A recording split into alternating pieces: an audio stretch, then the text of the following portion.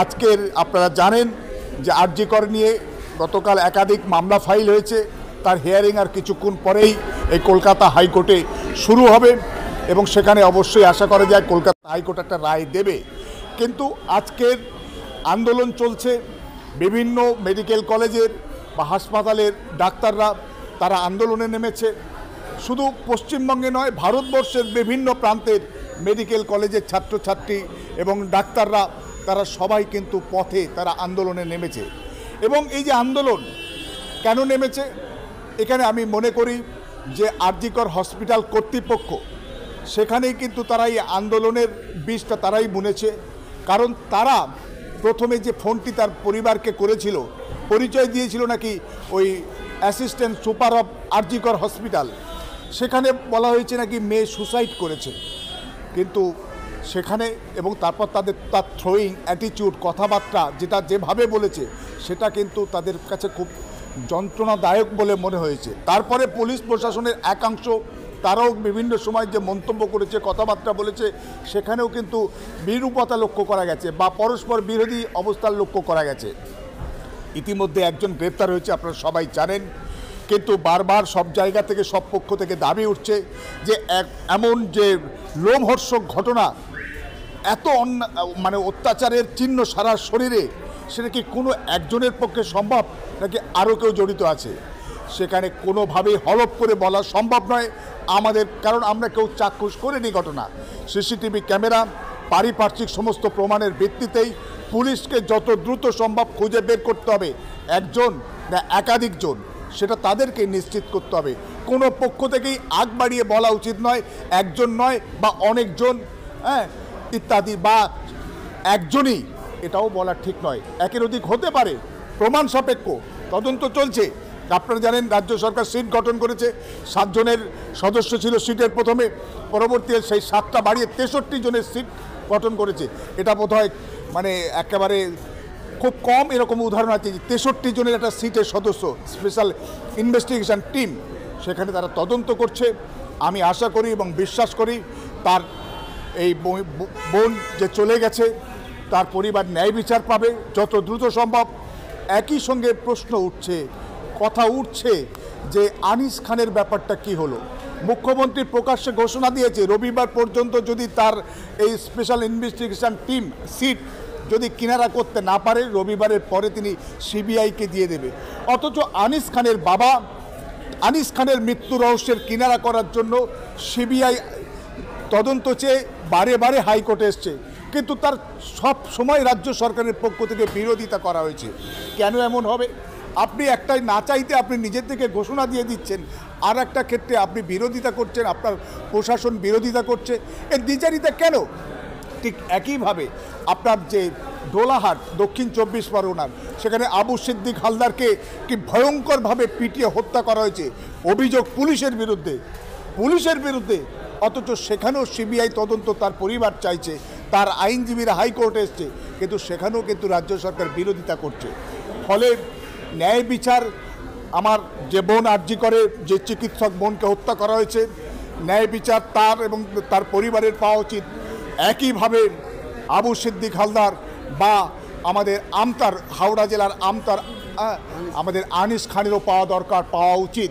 সব জায়গায় ইনসাফ চাই, কিন্তু সেখানে ইনসাফ পাওয়ার ক্ষেত্রে কোনো নির্দিষ্ট পরিচয়, পেশার পরিচয় বা ধর্ম পরিচয় যেন কাউকে যেন বা প্রশাসনকে যেন সেখানে গ্রাস না করে, সেটা হলে কিন্তু একটা ভুল উপমা, ভুল উদাহরণ, ভুল একটা বার্তা সমাজের কাছে পৌঁছবে। তাই আমি মনে করি, বিশ্বাস করি, আমার এই আরজি করের ঘটনার যত দ্রুত সম্ভব ন্যায় বিচার, একই সঙ্গে আবু সিদ্দিক হালদার এবং আনিস খানেরও ন্যায় বিচার, বা আরও যে সমস্ত ঘটনা বিভিন্ন প্রান্তে ঘটছে তার সুষ্ঠু এবং যত দ্রুত সম্ভব ন্যায় বিচার। আবু সিদ্দিক হালদার বা আনিস খানের জন্য লোক কম নেমেছে বলে, কম প্রতিবাদ করছে বলে, বা লো প্রোফাইলের মানুষ বলে তারা তার পরিবার ন্যায় বিচার পাবে না, এমনটি যেন রাজ্য সরকার মনে না করে। কারণ আবু সিদ্দিক হালদার বা আনিস খান কোনো বিচ্ছিন্ন ঘটনা নয়। এইভাবে বাংলার বিভিন্ন প্রান্তে কিছুদিন আগে আপনারা জানবেন যে বারুইপুর জেলে 4 জন সংখ্যালঘুকে পিটিয়ে, জেলের মধ্যে পিটিয়ে মারা হয়েছে। ন্যায় বিচার কোথায়? তাই রাজ্য সরকারকে, মুখ্যমন্ত্রীকে কিন্তু সেখানে নিরপেক্ষ ভূমিকা পালন করতে হবে, কোনো দ্বিচারিতা নয়, কোনো রকম মানে বিশেষ পরিচয়ের কারণে বিচার পাওয়া বা না পাওয়া এটা যেন নির্ভর না করে, সেটা তাহলে কিন্তু ভুল উদাহরণ হবে এবং সেটা কিন্তু আইনের শাসন হবে না, শাসকের আইন হবে। আমরা দেখলাম যে কামধুনি কাণ্ডেতেও রাজ্য সরকার সিবিআই দিয়ে অনিয়া সিবিআই দেয়নি, 11 বছর মামলা এখন সুপ্রিম কোর্টে ঝুলে রয়েছে। তাহলে আরজিকর কাণ্ডে যে এরকম ছাত্ররা যেরকম আন্দোলন শুরু করেছে, এই আন্দোলন দেখে কি মুখ্যমন্ত্রী ভয় করেছেন? ইতিমধ্যেই আপনারা দেখেছেন যে এই ছাত্রদের আন্দোলনে আমাদের পড়োশী দেশ বাংলাদেশ কিন্তু সেই দেশের প্রধানমন্ত্রী পালাতে সক্ষম হয়েছে। কী বলবেন এগুলো? এখন ব্যাপারটা হচ্ছে কামদুনি কাণ্ডে যেটা হয়েছে, কিন্তু আপনারা জানবেন যে একাধিক আসামি তারা সাজা প্রাপ্ত হয়েছে এবং সেখানে কয়েকজন তাদের কম মেয়াদে সাজা ছিল, সেই কম মেয়াদ শেষ করে তারা ছাড়া পেয়েছে হাইকোর্টের অর্ডারে।